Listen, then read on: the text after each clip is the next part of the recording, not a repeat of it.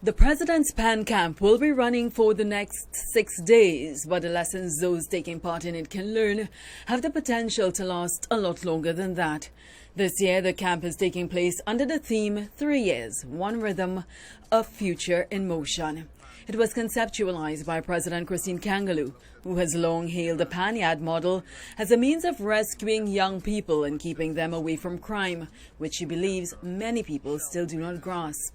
President Kangaloo indicates that summing it up to only music is placing it woefully short of its real ability.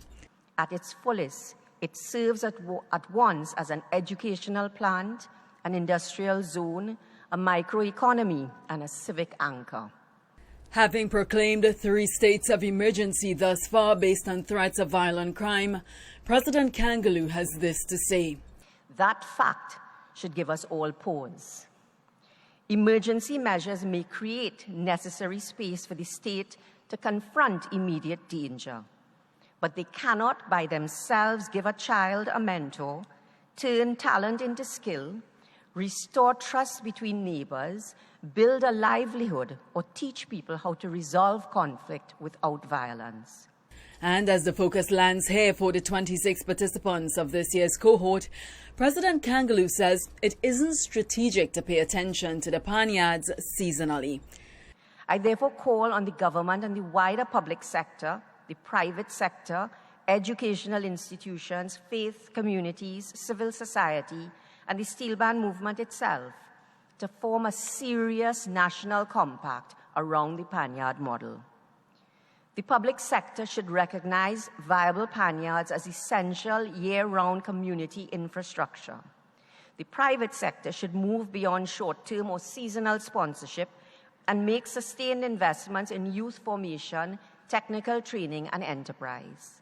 Member of the Technical Committee Colin Graves says the Pan Camp highlights the importance of investing in the youth.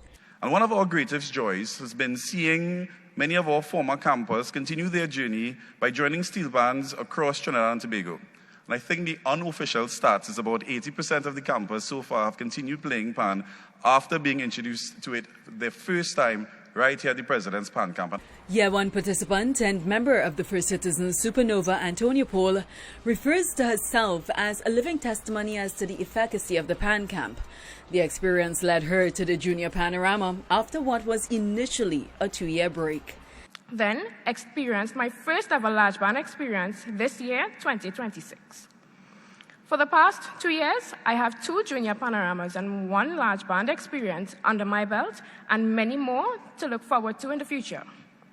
In addition to this, I have been a part of the youth stage side, which has taken me to many in-house and outside gigs, strengthening my skills. This year, the camp is taking place inside of President's House as part of the 150th anniversary of the architectural magnificence and the commemoration of 50 years of the presidency in the country.